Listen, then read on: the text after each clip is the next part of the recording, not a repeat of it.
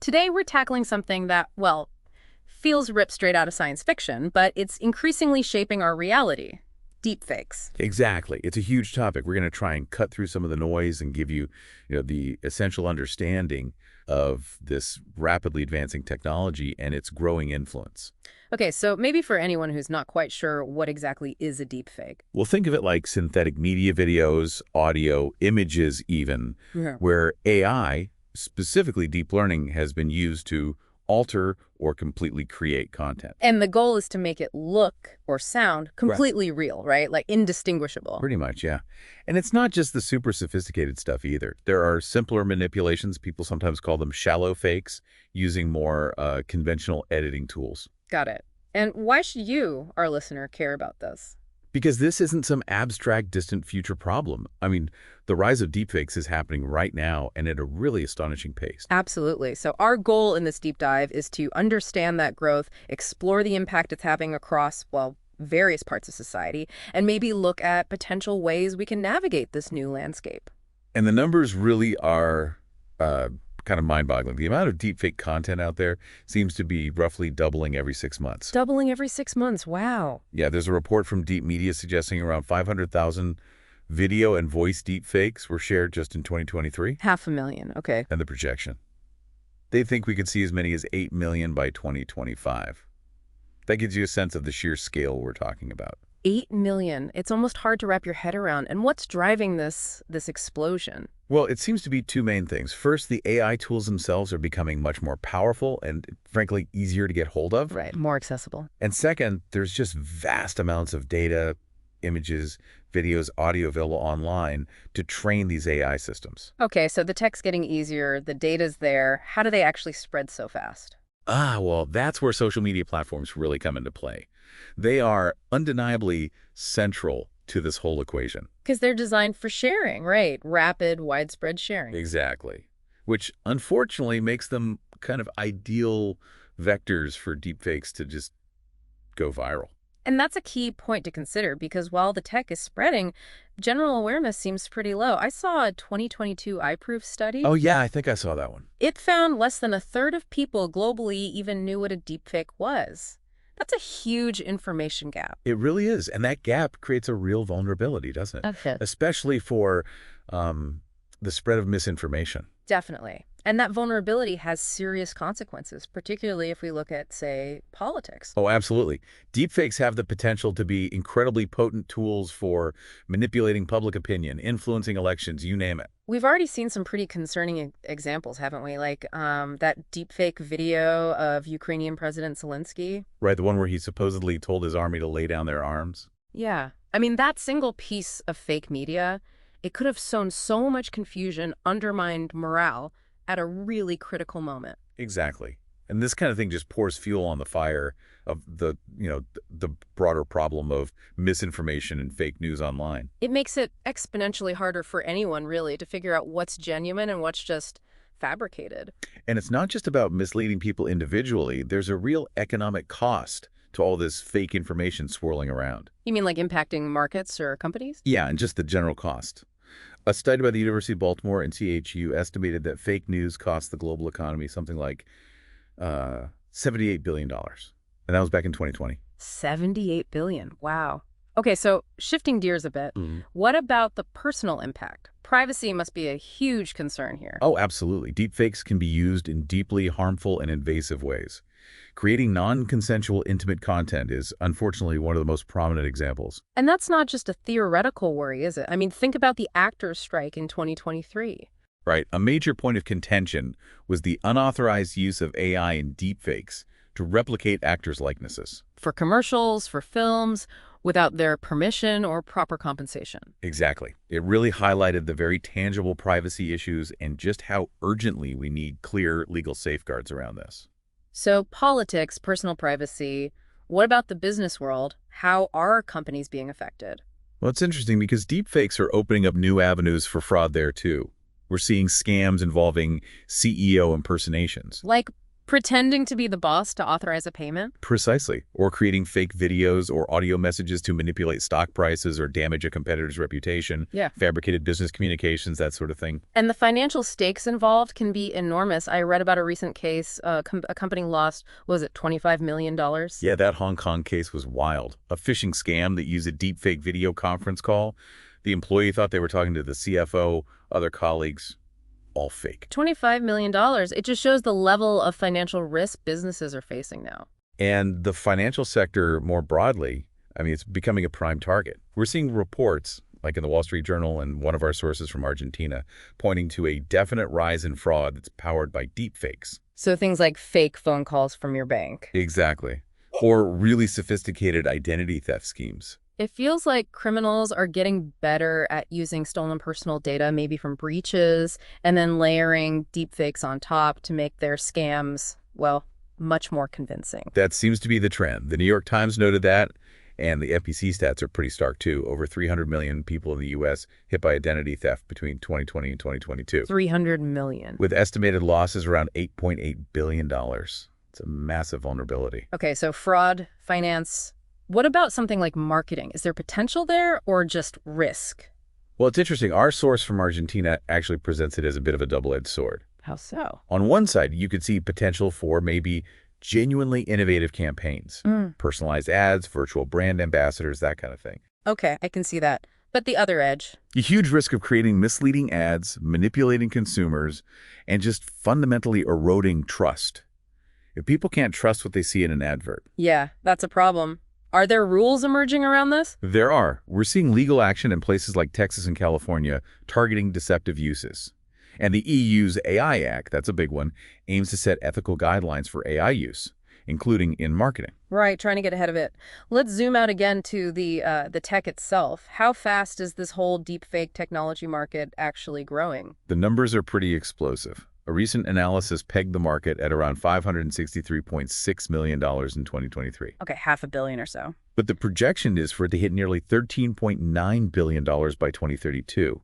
That's a compound annual growth rate of over 42%. 42% growth year on year. That's huge. It really is. And it's not just the market value. The sheer amount and variety of manipulated media being created is also expanding incredibly quickly. Like that deepfake evil 2024 propository. Exactly. It has something like 45 hours of fake video, over 56 hours of fake audio, nearly 2,000 fake images. It just shows how diverse the landscape is becoming. So what's driving this technological leap? You mentioned accessible tools, but what's the underlying tech? The key part of it is something called generative adversarial networks, or GANs. GANs. Okay, Yeah. how do they work, basically? Well, imagine two AI systems kind of competing. One AI, the generator, tries to create fake images or video. The other AI, the discriminator, tries to spot the fakes. Ah, so they're constantly learning from each other. Precisely. The generator gets better at fooling the discriminator, and the discriminator gets better at catching the fakes. This constant battle pushes the technology forward really fast. And these GANs, they're available now. Yeah, they're increasingly packaged into more user-friendly software kits. That's what's really lowered the barrier to entry for creating pretty convincing deepfakes. It's not just for, high-end researchers anymore. It's become almost democratized, Well, which sounds good, but maybe isn't. Well, it has worrying implications. One of our sources noted this commoditization of generative AI means it's now possible to whip up a fake video in just minutes. Minutes, that's a game changer, not necessarily in a good way. It really is. And this rapid tech evolution brings us to some pretty significant psychological considerations too. You mean how encountering these things affects us mentally? Yeah. We're only just starting to understand the impact of seeing these increasingly realistic AI clones and deepfakes all the time. I can imagine it causing some unease just knowing your face or voice could be misused like that without you ever knowing. Definitely. There's even a term floating around for the specific fear of having an AI-generated doppelganger phobia. Doppelganger phobia. Wow. And beyond that specific fear, there's this broader potential for an erosion of trust, a growing sense of uncertainty if the line between real and fake gets too blurry. How do you trust anything you see online? Exactly.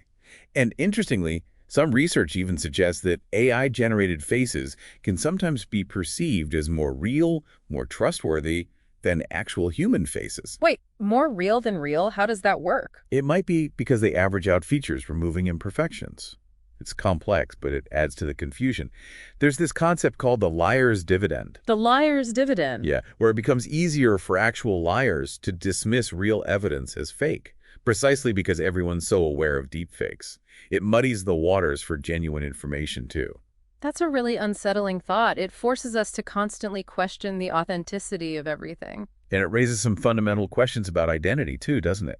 If you can interact with a realistic digital clone of someone, what does that mean? Right. Concerns about identity fragmentation, the authenticity of these digital puppets, essentially. And there's a real risk of creating false memories. If you have a conversation with an AI clone of, say, a family member, could you later misattribute something the AI said to the actual person? Oh, that's disturbing. Imagine the implications for relationships or even legal situations. Could be incredibly damaging. And then there's the use of AI clones of people who've passed away, sometimes called vanabots or grief bots. Using AI to talk to the deceased. Yes. And while some might find comfort in that, it raises really complex emotional and ethical questions. Does it help or hinder the grieving process? It's probably something that needs careful thought, maybe even professional guidance. Absolutely. Okay, shifting to a more practical level. Security. If deepfakes are getting this good, what about things like facial recognition? Biometrics. That's a major concern. If deepfakes can convincingly mimic someone's face or voice, they could potentially bypass biometric security systems. So logging into your phone, accessing secure accounts. Exactly. The pressure is mounting to develop more robust authentication methods that can't be fooled so easily. There are actually predictions that something like 30% of companies might lose confidence in facial biometrics as a primary method by 2026. Cover this? 30%. Okay, so given all these challenges, political, personal, financial, psychological, security, what can we actually do? What are the mitigation strategies? Well, it's clear there's no single magic bullet. It really has to be a multi-pronged approach. Starting with the tech itself, presumably. Detection software. Yes, absolutely. Developing and deploying better, faster, more accurate prevention and detection tools is crucial for identifying and flagging manipulated content before it spreads too widely. But tech alone isn't enough. Right, not at all. Public education and awareness are just as critical, maybe even more so. People need to understand what deepfakes are, the risks they pose, and importantly, how to start spotting them. Like learning what signs to look for, relying on trusted official sources. Exactly. And within businesses, employee training is vital to guard against scams that might use deepfakes, both targeting the company from outside and potentially from within. Okay, so tech education. What about rules, laws? Regulation and legislation have a massive role to play. Yeah. We need clear laws that establish boundaries, define misuse, and set consequences for creating or spreading harmful deepfakes.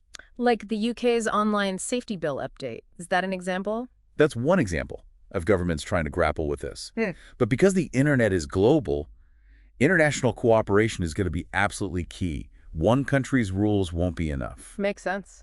What about the platforms themselves, social media? Enhancing transparency is a big piece there. Things like clear watermarking or labeling of AI-generated content could help. Maybe third-party verification systems to check the integrity of shared media. I saw a mention of a company, Assured, developing something called Meconexus. Right. That sounds like a specific solution aimed at creating secure, tamper-evident online interviews, particularly for fields like law enforcement or the justice system. Where the authenticity of recorded evidence is absolutely non-negotiable. Precisely. And looking at it from a broader societal angle, like one of our sources highlighted, several key strategies emerge. Okay, like what? Well, first, really prioritizing media literacy education, teaching critical thinking skills about online content, starting from a young age. So people learn to question what they see and hear online more effectively. Exactly. Second, actively working to build trust. That means encouraging transparent media practices, supporting collaborative fact-checking initiatives, things like that. Counteracting the erosion of trust we talked about earlier. Right. Third, we need more interdisciplinary research, bringing together tech experts, psychologists, sociologists, legal scholars to really understand the long-term impacts. Get a fuller picture. And finally, developing inclusive policies. Policies that manage to strike that difficult balance between fostering innovation in AI, which has benefits, and protecting people's rights and safety. That sounds like a tricky balancing act. It definitely is. So as we sort of wrap up this deep dive, the central challenge seems clear. Deepfakes are getting incredibly sophisticated. That line between what's real and what's manipulated is blurring fast. And the biggest risk feels like this potential widespread loss of trust in digital information, right? Across everything. Exactly. And as we touched upon, the implications for really high-stakes areas, law enforcement, justice, national security, where the integrity of evidence is paramount, well, they're profound. So ultimately, tackling deepfakes isn't just about tech or laws in isolation. No, it really requires this comprehensive strategy. We need the technology, the legislation, and widespread public awareness and education all working together. It's a complex problem needing a complex solution. Okay, let's leave our listeners with a final thought. Consider this. In a world where visual and auditory evidence, the things we see and hear, can no longer be inherently taken at face value, how might that fundamentally shift our understanding of truth, of reality itself, and, well, in all parts of our lives? It's a deep question, and one we'll likely be grappling with for a long time. Indeed. Thanks for joining us.